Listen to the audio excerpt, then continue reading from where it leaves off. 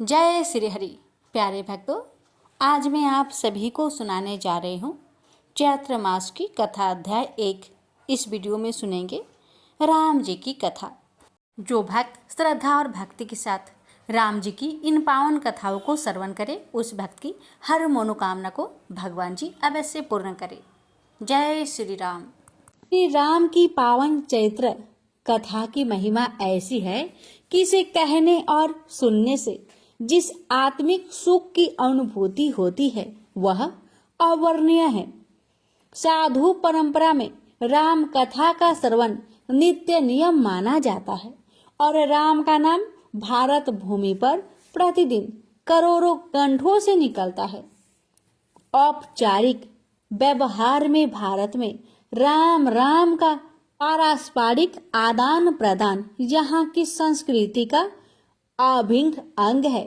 सदैव स्मरणीय राम की इस परम पवित्र कथा को युगों युगों से कहा सुना जा रहा है।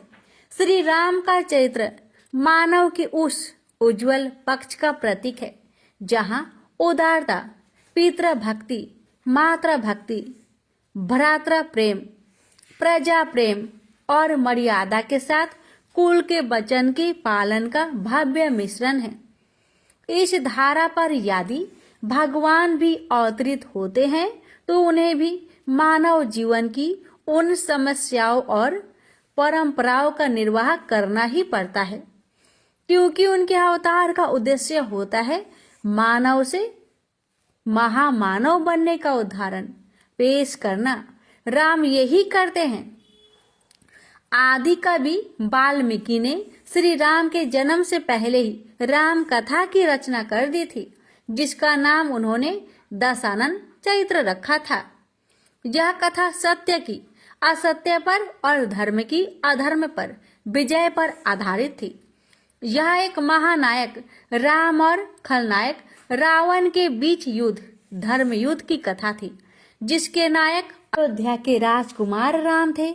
राम के चरित्र का जो वर्णन आदि कवि ने किया वह इतना भव्य था कि वे स्वयं श्री हरि से प्रार्थना करने लगे थे कि हे प्रभु, उस चरित्र को धरातल पर उतारने, उनकी कल्पना को साकार करने और समस्त संसार को सुखी करने के लिए मनुज रूप में अवतरित हो। भगवान नारायण श्री हरि अपने परम भक्त की इच्छा को कैसे टाल सकते थे। राम कथा को श्लोकबद्ध करने का श्रेय सर्वप्रथम आदि कवि वाल्मीकि को ही दिया जाता है। गोस्वामी तुलसीदास 16वीं शताब्दी में जन्मे ऐसे परम भक्त हुए हैं जिन्होंने राम कथा का सुंदर मनोहारी छंदबद्ध वर्णन करके संसार को ऐसा पावन ग्रंथ दिया जो आज भारतीय संस्कृति का अभिन्न अंग है। ऐसा कोई हिंदू परिवार न होगा जिसके पास यह पावन ग्रंथ न हो और इसका नित्य पाठ न होता हो। तुलसीदास के विषय में कहा जाता है कि उन्होंने यह पावन कथा राम भक्त हनुमान के मुख से सुनी थी और इसमें उन्होंने राम जन्म के कारणों का बड़ा सुंदर वर्णन किया। इस महाकाव्य भाषा शैली और तारमयता को देखकर यह मानवीय कार्य नहीं लगता।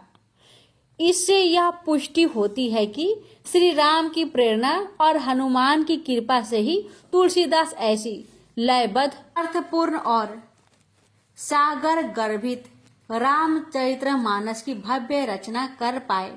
हिंदी काव्य और व्याकरण की ऐसी कौन सी शोभा है जो इस ग्रंथ में विद्यमान नहीं है।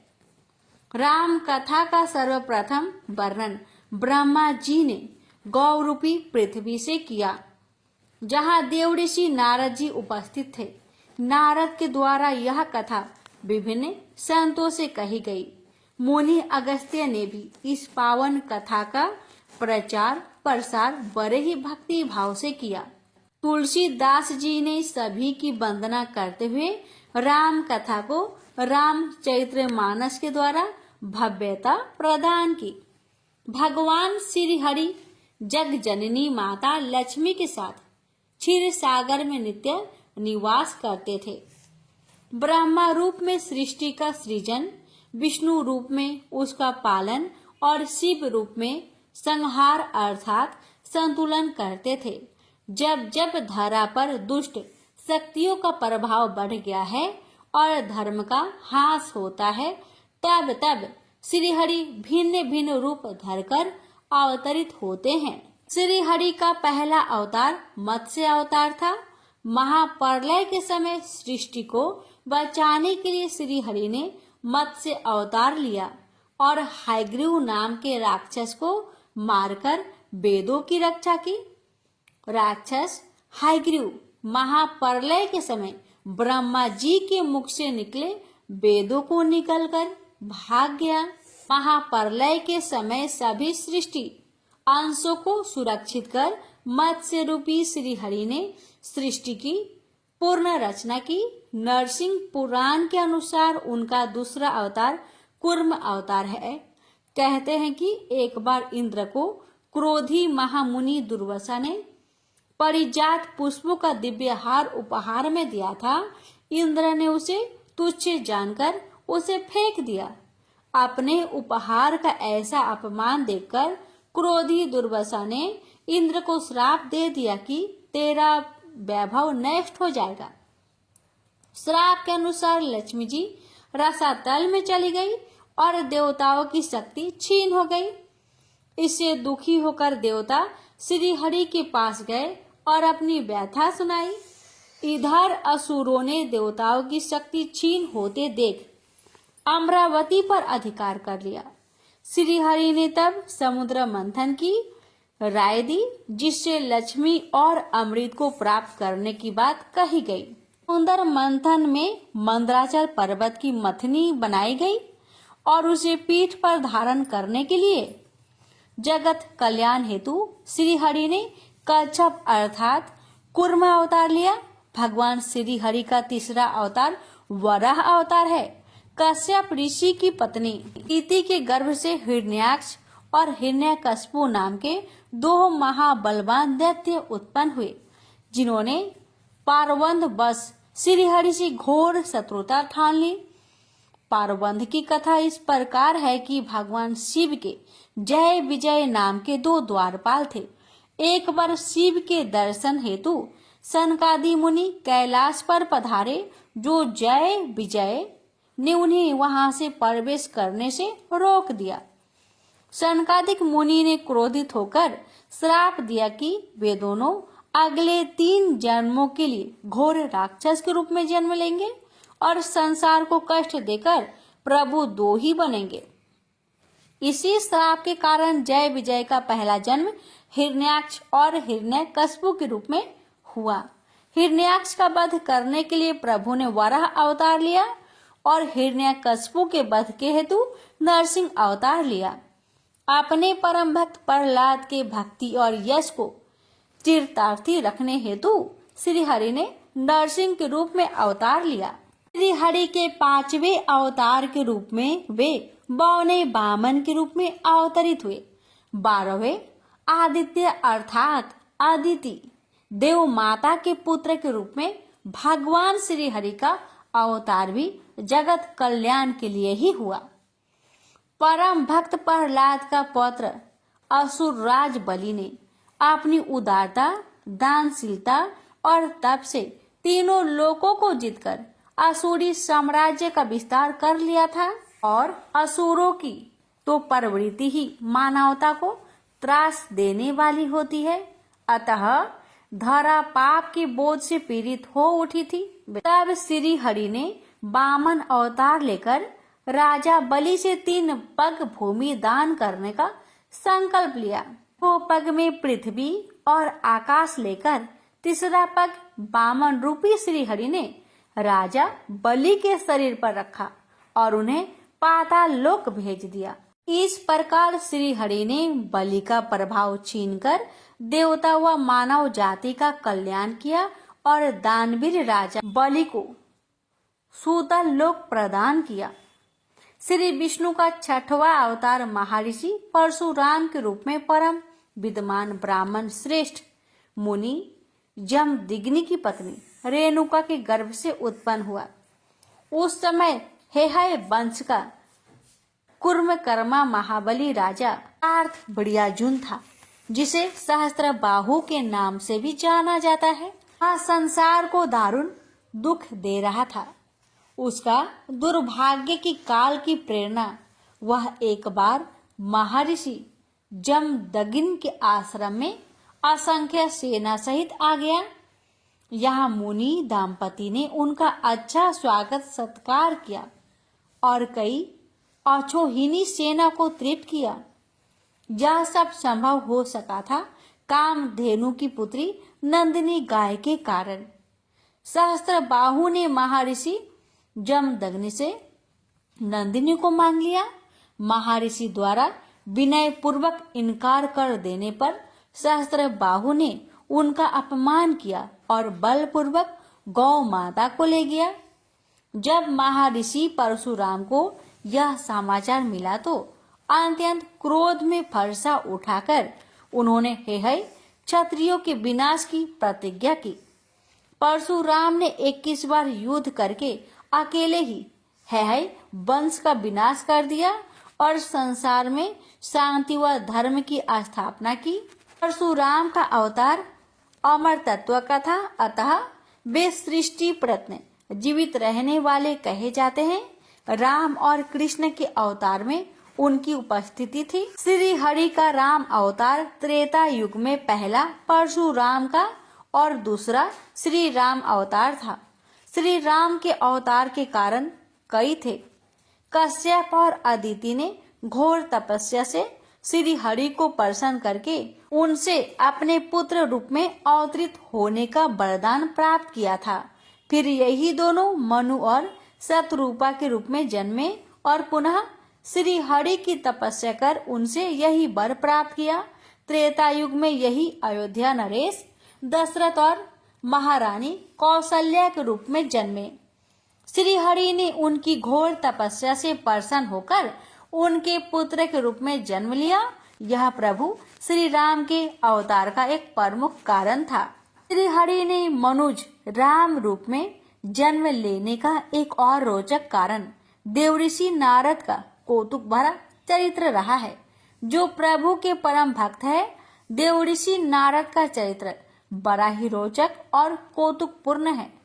उन्हें सृष्टि का प्रथम संवाददाता कहना अतिशयोक्ति न होगी। वे जन कल्याण हेतु राजनीति का भी प्रयोग करते हैं। 2.5 घड़ी से अधिक एक स्थान पर न ठहरने वाले देवऋषि नारद निरंतर बीना की मधुर ध्वनि पर नारायण नारायण का जप करते हैं।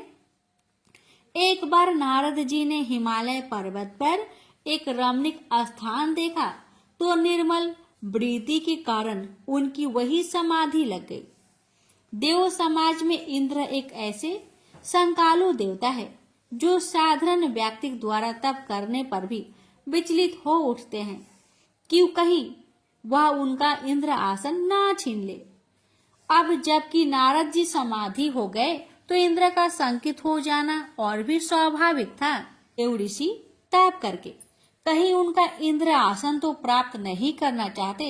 इसी शंका के चलते देवराज इंद्र ने अपने मित्र कामदेव की सहायता ली। कामदेव किसी भी विधि से देवऋषि की समाधि भंग न करा सके और अंततः उनके चरणों में नत हो गए। प्रभु की ऐसी प्रेरणा हुई कि नारद जी के मन में काम विजेता होने का अभिमान हो गया।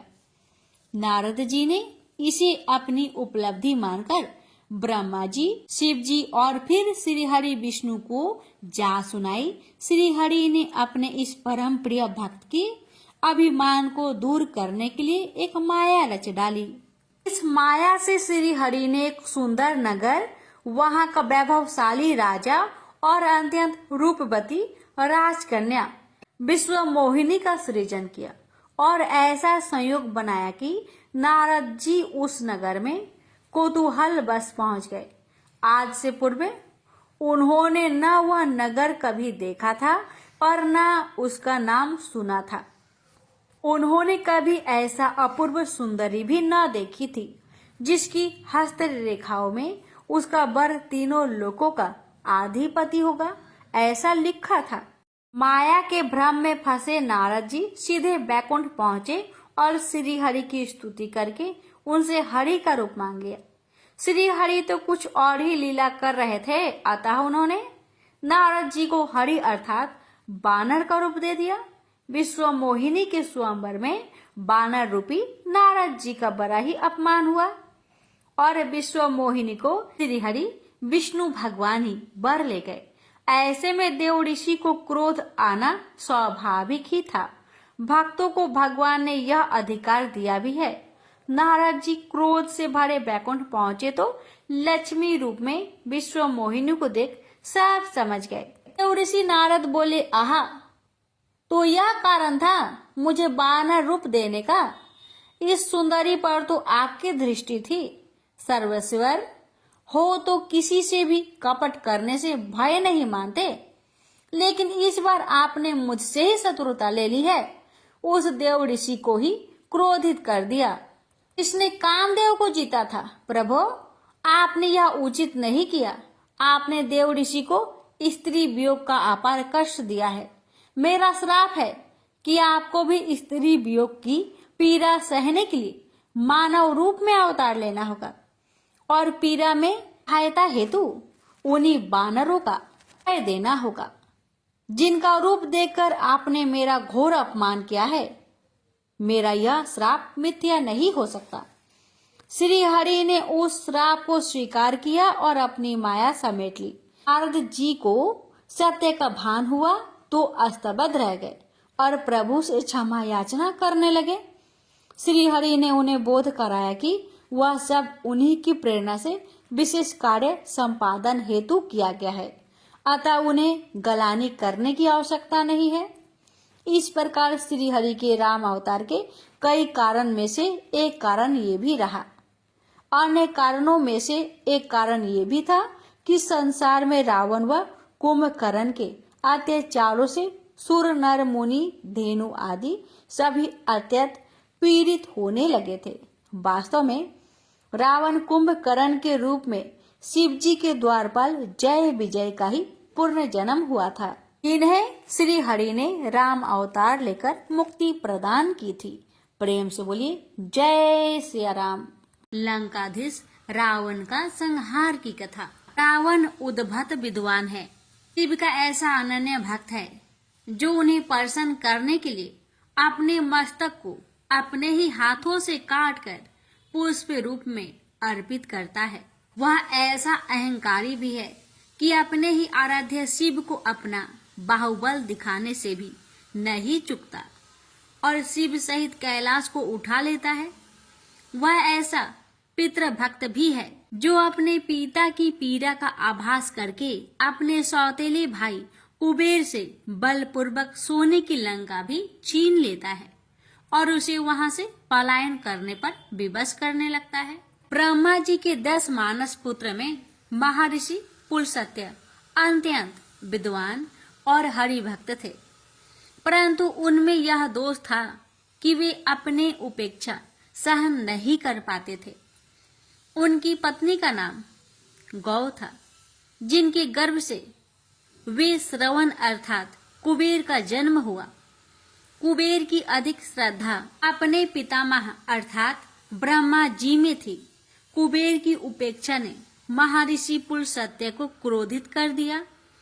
उन्होंने अपने क्रोध के दमन के बहुत प्रयास किए, परंतु वे सफल नहीं हो पा रहे थे। अतः उन्होंने इस विकार को दूर करने के लिए अपने योग बल से स्वयं से ही अपना दूसरा क्रोधी रूप उत्पन्न किया और स्वयं शांति प्राप्त होने पर हिमालय की ओर प्रस्थान कर गए। उनका दूसरा रूप विश्रुआ अत्यंत क्रोधी और दृढ़ हृदय था।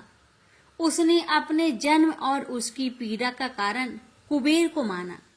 कुबेर को अपने प्रति पिता का क्रोध समझ में नहीं आता था, अतः उन्होंने पिता की सेवा हेतु 3 रूपवान कन्याएं भेज दी, जिनके नाम क्रमशः पुष्पोक्ता, राका और मालिनी थे। मुनि विश्रवा ने उनके साथ भोग करके पुष्कटा के गर्भ से 2 पुत्र रावण व कुंभकर्ण राका के गर्भ से खर व दूषण नाम के पुत्र, शूर्पणखा नाम की पुत्री और मालिनी की गर्भ से विभीषण नाम की संतानें उत्पन्न की। राम कथा में राम चरित्र को उच्च शिखर पर प्राप्त होता है, तो रावण के होने से रावण के बिना राम कदाचित श्री राम नहीं हो सकते। रावण अपने दल, बल, बुद्धि और हठ से राम की सर्वांगीण परीक्षा लेता है। वह सब कुछ जानकर भी तब तक यह मानने को तैयार नहीं होता कि श्री राम ही श्री हरि विष्णु है। तब तक उनके धैर्य, चरित्र और बल को हर संभव प्रयास से परख नहीं लेता। रावण उद्भट विद्वान है, शिव का ऐसा अनन्य भक्त है जो उन्हें प्रसन्न करने के लिए अपने मस्तक को अपने ही हाथों से काटकर पुष्प रूप में अर्पित करता है। वह ऐसा अहंकारी भी है कि अपने ही आराध्य शिव को अपना बाहुबल दिखाने से भी नहीं चूकता और शिव सहित कैलाश को उठा लेता है। वह ऐसा पितृभक्त भी है जो अपने पिता की पीड़ा का आभास करके अपने सौतेले भाई कुबेर से बलपूर्वक सोने की लंका भी छीन लेता है और उसे वहां से पलायन करने को विवश करता है। रावण का ध्येय राक्षस समाज को त्रिलोक में श्रेष्ठता प्रदान कराना था। इसके लिए उसके पास अथवा बाहुबल है। इसके अतिरिक्त उसके पास भाई कुंभकर्ण और लाखों की संख्या में पुत्र, पौत्र और राक्षसी सेना है। वह देवताओं को भय देने के लिए अपने पुत्र मेघनाथ को भेजता है, जो इंद्र को परास्त कर इंद्रजीत बना है। कुंभकर्ण महोदर है, उसका भोजन प्रबंध करना ही एक विकट कार्य है और एक पूरी सेना इसी काम पर लगी रहती है। राक्षस सैनिक नित्य हजारों मुनि, नर, गौ, ब्राह्मण आदि को पकड़ कर लाते हैं और कुंभकर्ण उन्हें खाकर अस्थियों के पर्वत खड़े कर रहा है। यह रावण का भय है। रावण इस अत्याचार से संतुष्ट नहीं होता और उसे और भी बल चाहिए, अतः वह अपने भाइयों के साथ घोर तपस्या करता है। वह ब्रह्मा को प्रसन्न कर लेता है और रावण के लिए अमर तत्व का वरदान मांगता है। वत्स, ब्रह्मा जी ने वर देते हुए कहा, इस नश्वर संसार में अमर तत्व का वरदान संभव नहीं है, परंतु मैं तुम्हें ऐसा वरदान देता हूँ कि देव, दानव, यक्ष, किन्नर, गंधर्व आदि से तुम अपराजय रहोगे। तुम्हें केवल मानव और वानर से भय मिल सकता है। ब्रह्मा जी ने वरदान दिया। रावण वरदान पाकर प्रसन्न हुआ, क्योंकि मानव उसका आहार थे और वानर उसका क्या बिगाड़ सकते थे। उसने अपने भाई कुंभकर्ण को भी ऐसा ही वरदान मांगने को कहा, तो देवतागण चिंतित हो उठे। कुंभकर्ण महाभोजी पहले ही हड्डियों के पर्वत खड़ा कर चुका था। अब ऐसा कोई वरदान पाकर तो वह किसी को न छोड़ेगा। देवों ने सरस्वती से विनय की, तो सरस्वती ने कुंभकर्ण की मति फेर दी। उसने वरदान में 6 माह की घोर निद्रा और 1 दिन का जागना मांग लिया। रावण सन्न रह गया। कैसी मूर्खता दिखाई थी उसके भाई ने, परंतु अब क्या हो सकता था। वह तो वरदान के प्रभाव से ब्रह्मा जी के एवमस्तु कहते ही सो गया था। रावण ने विभीषण की ओर देखा और आंखों से ही समझाया कि उन्हें क्या मांगना है, परंतु विभीषण ने ब्रह्मा जी की स्तुति करके वरदान में प्रभु चरण में अखंड प्रीति की मांग की। ब्रह्मा जी ने प्रसन्न होकर उन्हें यह वरदान देते हुए उनकी प्रशंसा की और स्वर्गलोक प्रस्थान कर गए। रावण अपने भाइयों की मूर्खता पर आग बबूला होकर रह गया। अब उसे अपने और अपने असंख्य योद्धाओं के बाहुबल से ही तीनों लोकों में अपना साम्राज्य स्थापित करना था। अपराजय होने का वरदान पाकर रावण ने सबसे पहले अपने सौतेले भाई और वैभव के स्वामी कुबेर पर आक्रमण करके उसकी राजधानी स्वर्ण जड़ित लंका नगरी छीन ली और उसका पुष्पक विमान भी अपने अधिकार में ले लिया। कुबेर प्राण बचाकर अन्यत्र चला गया। फिर रावण ने लंका के शिल्पीकार मय दानव पर आक्रमण की तैयारी की, तो मय दानव ने घबराकर उससे सतर्क संधि कर ली और अपनी अत्यंत रूपवान पुत्री मंदोदरी का विवाह उससे कर दिया। तत्पश्चात रावण ने राक्षसों के दल विश्व विजय के लिए भेज दिए और वह संसार को त्रस्त करने लगा। खर व दूषण ने दंडकारण्य में ऋषि मुनियों को त्रास देना शुरू कर उस क्षेत्र को संत विहीन कर दिया। साधु संत उस तपोभूमि को छोड़कर सुरक्षा के लिए इधर उधर भागने लगे। संसार राक्षसों के अत्याचार से पीड़ित हो उठा। पापाचार बढ़ने लगे, धर्म लोप होने लगा। तो पृथ्वी कब तक इस पाप के बोझ को संभालती।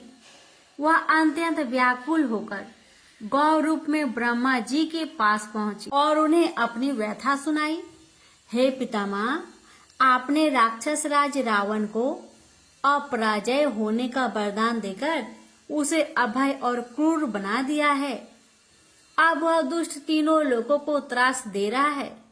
यदि वह इसी प्रकार मेरी छाती पर पापों का बोझ बढ़ाता रहा तो मैं एक दिन रसातल में समा जाऊंगी। हे प्रभु, कुछ उपाय कीजिए, मैं आपकी शरण में हूँ। ब्रह्मा जी ने पीड़ित पृथ्वी व भयभीत देवताओं को आश्वस्त किया। रावण का अंत निकट आ रहा है। उसका संहार जैसे जैसे चारम को स्पर्श करता जाएगा, वैसे वैसे उसका काल उसके अभेद दीप पर प्रवेश करता जाएगा। ब्रह्मा जी उन सभी को साथ लेकर बैकुंठ गए, जहाँ शेष सैया पर भगवान श्री हरि विष्णु व माता लक्ष्मी विराजमान थी। सभी ने उनकी स्तुति की और गौ माता रूपी पृथ्वी ने करुण स्वर में दया निधान के समक्ष अपनी व्यथा व्यक्त की।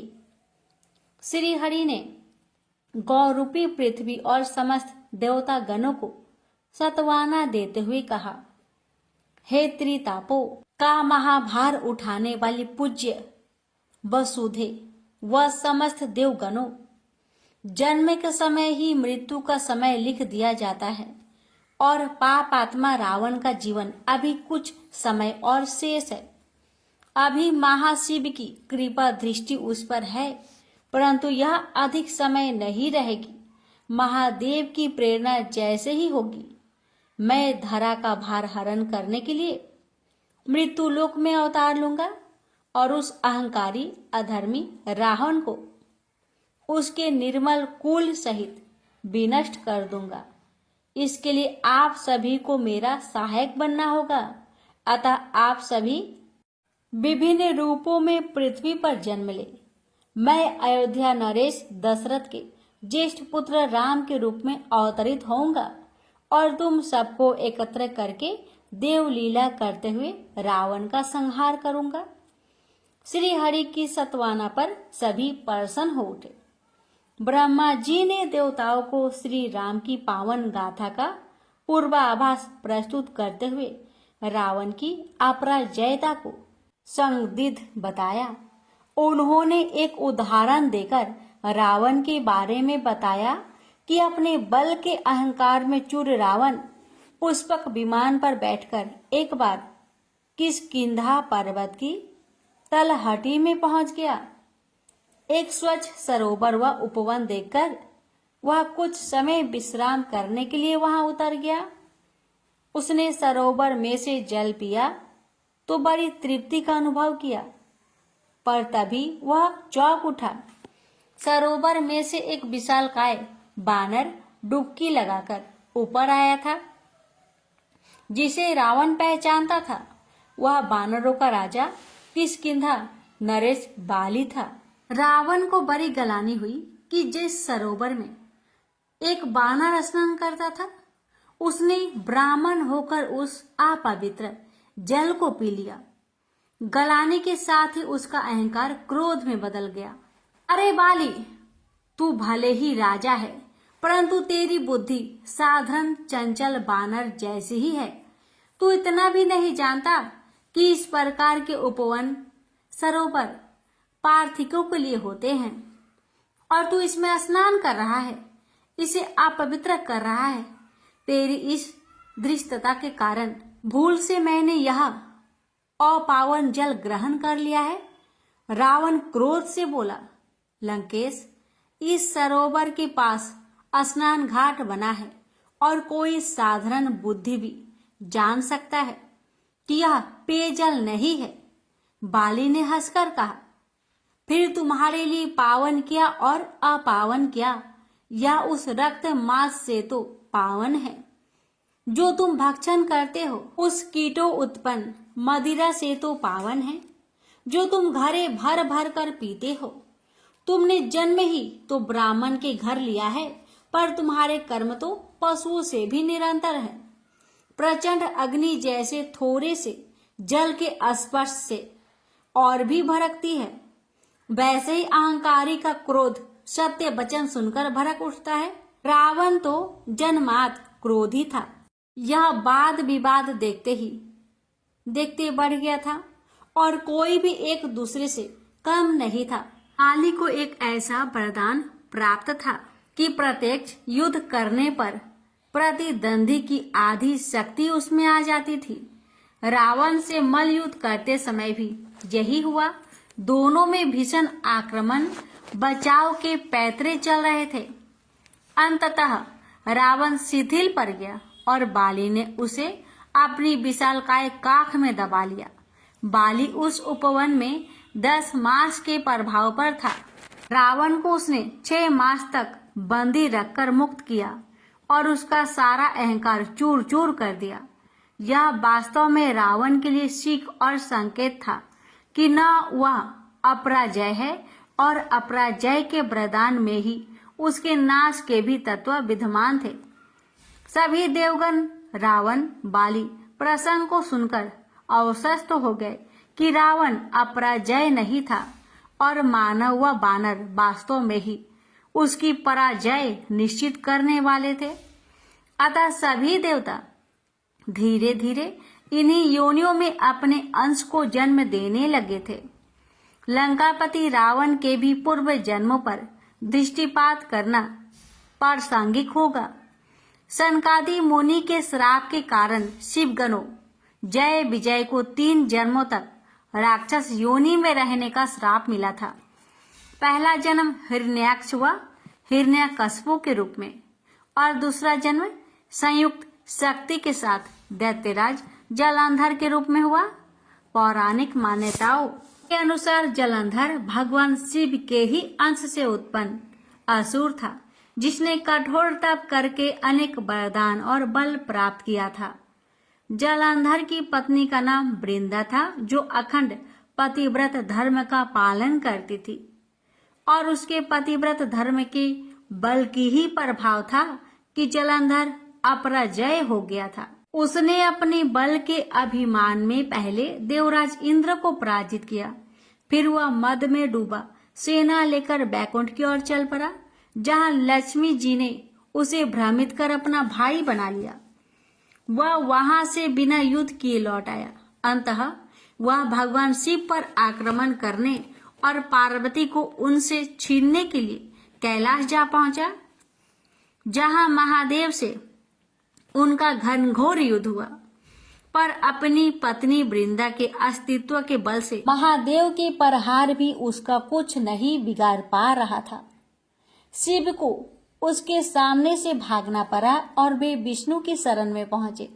देवताओं और मनुष्यों की पीड़ा हरने के लिए भगवान विष्णु ने वृंदा का अस्तित्व नष्ट करने के लिए छल किया और जलंधर का भेष बनाकर उसका धर्म भ्रष्ट कर जलंधर की शक्ति छीन कर दी। उसके बाद युद्ध में जलंधर मारा गया और वृंदा ने आत्मदाह कर लिया। वृंदा की चिता की राख पर एक नन्हा पौधा अंकुरित हुआ, जो तुलसी कहा गया। भगवान विष्णु ने उसे संसार में पूज्य घोषित करके उस सती वृंदा को सम्मान दिया। इस प्रकार रावण ही पूर्व जन्म में जलंधर था। श्राप के अनुसार उसका यह तीसरा जन्म था। पौराणिक कथा में इन तीनों जन्मों से भी पूर्व का एक और वृत्तांत मिलता है, जिसमें रावण और कुंभकर्ण के जन्म के बीज पहले ही बोए जा चुके थे। यह माया युग के ही एक कल्प की कथा है, जिसमें प्रताप भानु का वर्णन मिलता है। प्रेम से बोलिए जय श्री राम। काल केतु का कपट जाल की कथा। केकई देश में सत्य केतु नाम के एक प्रतापी नरेश राज करते थे। उनके दो बलवान धर्मध्वज और पितृभक्त पुत्र थे। बड़े पुत्र का नाम प्रताप भानु और छोटे पुत्र का नाम अमीर मर्दन था। सत्य केतु में उनके नाम के अनुसार ही सत्य आचरण था और उनकी प्रजा अपने अपने धर्म व कर्तव्य में लीन रहती थी। प्रजा वत्सल सत्य केतु न्यायी व धर्मशील राजा थे और अपने पुत्र को भी उन्होंने ही यही शिक्षा दी थी। वृद्ध अवस्था होने पर राजा सत्य केतु ने बड़े पुत्र प्रभात भानु को राज्यभार सौंपा और वानप्रस्थ ग्रहण किया। प्रताप भानु ने बड़ी कुशलता से राज्य का दायित्व संभाला और क्षत्रिय धर्म में जो भी प्रचलित पद पे थे सब संपन्न करते हुए अपने राज्य का विस्तार किया। अनेक राजा तो संधि करके कर देने लगे, लेकिन जिसने हठ की उसे बलपूर्वक प्रताप भानु ने पदच्युत कर दिया और वह देश छोड़कर भाग गया। ऐसे ही एक कालकेतु नाम का काकतीय राजा था, जो तंत्र मंत्र छल कपट आदि में निपुण था। उसी के जैसा एक और पदच्युत राजा नीलमणि था, जो एक विभिन्न वन में मुनि रूप में रहता था। शत्रु का शत्रु मित्र होता है, इसके आधार पर दोनों में मित्रता हो गई थी और दोनों प्राय अपने संयुक्त शत्रु से प्रतिशोध लेने की योजनाएं भी बनाते रहते थे। इधर राजा प्रताप भानु अपने भाई अरिमर्दन के साथ प्रजा पालन में मनोयोग से व्यस्त था। राज्य में चारों ओर सुख और समृद्धि थी। राजा प्रजा प्रिय था और प्रजा भी अपने राजा का सम्मान करती व उसके दीर्घ आयु होने की प्रार्थना करती थी। इस प्रकार शांति पूर्वक राज्य का संचालन हो रहा था। एक दिन राजा प्रताप भानु अखेट के लिए सेना सहित वन खंडों की ओर चलाया। यह कई दिन का अखेट अभियान था, जो राजा यदा कदा अपने मनोरंजन के लिए आयोजित किया करता था। इसके वन्य जातिया की भी कुशल क्षेम का पता चल जाता था और अखेट दल का अभ्यास भी हो जाता था। काल केतु को भी यह समाचार मिल गया था कि शत्रु अखेट अभियान पर आ गया, अतः उसने नीलमणि के साथ मिलकर उससे बदला लेने की योजना बना ली थी। एक सुबह काल केतु ने अपनी कपट विद्या से मृग का रूप धारण किया और राजा के सामने से कुलाचे भरता हुआ भाग लिया। राजा प्रताप भानु को उस मृग की चुनौती विचित्र लगी, जैसे उसने आमंत्रण दिया हो। राजा ने अपना घोड़ा उसके पीछे लगा दिया। घने वृक्षों के बीच वह मृग कभी दिखाई देता और कभी ओझल हो जाता, फिर ठहर कर ऐसे घूमता मानो कह रहा हो कि आओ मेरा आखेट करो। राजा ने साध कर अनेक बाण चलाए, परंतु मृग की चपलता के सामने एक भी बाण उसे स्पर्श न कर सका। सुबह से दोपहर और दोपहर से शाम हो गई और वह मृग राजा को भटकाकर दूर जंगल में ले आया। राजा प्रताप भानु को इतनी दौड़ धूप के बाद भी मृग हाथ से निकल जाना क्षुब्ध कर रहा था। भूख प्यास से भी अपना प्रभाव दिखाना शुरू कर दिया था। न जाने शिविर किस दिशा में और कितनी दूर था। दिशा भ्रम हो गया था। संगी साथी सब बिछुड़ गए थे। सूर्यास्त होने पर जंगल में अंधेरा और भी गहरा हो गया था। मृग तो अब मरीचिका ही बन गया था। अश्व भी थक गया था। राजा अनुमान से ही एक दिशा में चल दिया। वह जितना आगे बढ़ता जाता उतना ही वन सघन होने के साथ ही अंधकार भी बढ़ रहा था। जाने कितनी देर भटकने पर राजा को बहुत दूर अग्नि की लौ दिखाई दी। वह जानता था कि उसके सैनिक उसे खोज रहे होंगे। वह अग्नि प्रकाश की ओर बढ़ता चला। समीप आने पर देखा कि एक मुनिवर ध्यान मग्न होकर धुनी रमाए बैठे हैं। राजा को राहत हुई कि भोजन न सही जल तो मिल ही जाएगा। राजा ने अश्व को वहीं छोड़ा और स्वयं मुनि के समीप पहुंचा। वहां एक छोटी सी कुटिया थी जिसके सामने मुनिवर धुनी रमाए बैठे थे। राजा के पैरों की आहट से संभवतः मुनि का ध्यान भंग कर दिया था। केकई नरेश का स्वागत है। मुनि ने मीठी वाणी में कहा, आइए राजन, हम आपकी ही प्रतीक्षा कर रहे थे। नियति ने आज की रात्रि परवास यही निश्चित किया है। मुनिवर प्रणाम, आप तो त्रिकालदर्शी है महामुने, जो मेरे परिचय और आगमन के विषय में पूर्व निश्चित थे। राजा कौतूहल से बोला, मुनिवेशी, नीलमणि ने शत्रु को अपने जाल में फंसा जानकर मीठी वाणी से अपनी विद्या की प्रशंसा करते हुए राजा के विषय में बहुत कुछ बताकर उस पर विश्वास जमा लिया। राजा तो उनका भक्त हो गया था। मुनि भेष में शत्रु भी तो हो सकता है, ऐसा तो उस सज्जन राजा ने विचार तक नहीं किया था। मुनिवर ने राजा को पीने के लिए जल दिया तो जैसे उसके प्राण लौटे। फिर खाने को कुछ फल भी दिए जिससे राजा की क्षुधा भी शांत हुई। मुनि रूपी नीलमणि ने बताया कि वह कभी इंद्र का रसोइया था, जिसके बनाए भोजन से बुद्धि स्वास्थ्य और निर्मल रहती है, और इसी कारण देवता इतने समृद्ध और ऐश्वर्यशाली थे। उसने ये भी कहा कि वे पृथ्वी पर कुछ दिन के आनंद प्रवास हेतु इंद्रदेव से अवकाश लेकर आए हैं। प्रताप भानु उसकी छल भरी बातों में फंस गया था और उसने अपने कल्याण की आशा करके ऐसा कोई उपाय पूछा जिससे उसका वैभव अस्थायी हो जाए।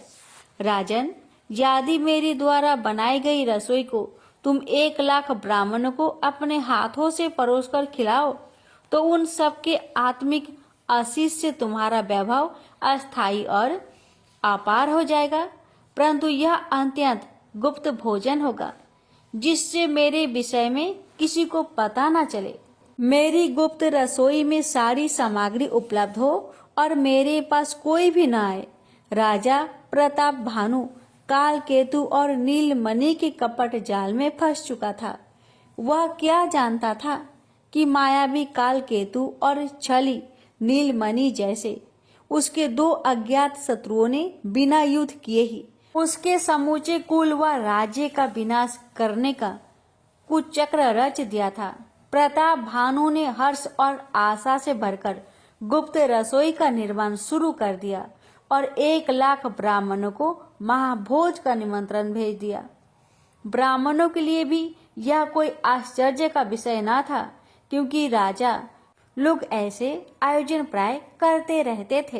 राज्य के साधारण समाज को भी महाभोज में बुलाया गया था। ब्राह्मणों का भोजन गुप्त रसोई में पकाने कपटी मुनि और उसका सहायक काल केतु पहुंच गए थे और इसका पता केवल राजा को ही था। निश्चित दिवस को 1,00,000 ब्राह्मण राजधानी में आ गए। उनके भोज की अलग व्यवस्था थी। भोजन भी तैयार था। गुप्त रसोई से आ रहे भोजन को राजा अपने हाथों से परोस रहा था। जब ब्राह्मणों ने भोजन करने के लिए पहला कौर तोड़ा ही था कि आकाशवाणी हुई जिसने ब्राह्मणों को सन्न कर दिया। अरे ब्राह्मणों, इस भोजन को ग्रहण न करना। इसमें पशुओं का मांस पकाया गया है जो तुम्हारे धर्म को भ्रष्ट कर देगा। मेरी बात की सत्यता परख लेना। ब्राह्मण समाज कुपित हो उठा। सभी ने सोचा दुष्ट राजा ने सामूहिक रूप से उनके धर्म को भ्रष्ट करने का ऐसा षड्यंत्र रचा। उन्होंने क्रोध में भरकर राजा को कुल सहित राक्षस हो जाने का श्राप दे डाला। राजा प्रताप भानु सिर पकड़कर बैठ गया। उसने तो कोई अपराध ही नहीं किया था। वह भोजन तो गुप्त रसोई में इंद्र की कथित रसोई ने बनाया था। अवश्य वह षड्यंत्र का शिकार हो गया था, पर किसे अपनी सफाई देता? वास्तविक अपराधी तो अब गुप्त रसोई में क्यों ठहरे होंगे? हाय विधाता, वह इतना उदार और विवेकहीन क्यों हो गया जो अपने शत्रु को न पहचान सका और न अंत तक उसका षड्यंत्र का भाप सका। उसे कठोर दंड मिल गया था। बिना अपराध किए ही उसने कुल के विनाश का सम्मान कर दिया था। उसी समय दूसरी आकाशवाणी भी हुई, जिसने ब्राह्मणों के श्राप को बिना विचारे दिया हुआ श्राप बताकर राजा के निर्दोष होने की बात कही। तो ब्राह्मण भी अकुला उठे, परंतु अब क्या हो सकता था? ऐसे सामूहिक श्राप का तो कोई उपाय भी ना था। यह सब होनी का खेल था जिसे कोई टाल नहीं सकता। विद्वान ब्राह्मणों ने राजा को होनी की प्रभुता के विषय में अनेकानेक उदाहरण देके सत्वना दी, लेकिन श्राप का प्रभाव अगले ही क्षण से दिखाई देने लगा था। भीषण चक्रवात और जल वृष्टि से राज्य जैसे प्राकृतिक कोप का सामना कर रहा था। धीरे धीरे सब नष्ट होने लगा। राजा प्रताप भानु ही श्राप के प्रभाव से त्रेता युग में रावण के रूप में और उनका अनुज अरिमर्दन मनोहर कुंभकर्ण के रूप में जन्मे। प्रेम से बोलिए सियावर रामचंद्र की जय। प्यारे भक्तों, आज की राम कथा को यहीं पे समापन करते हैं। इसकी आगे की कथा कल के वीडियो में अवश्य सुनिएगा। प्रेम से बोलिए जय सिया राम।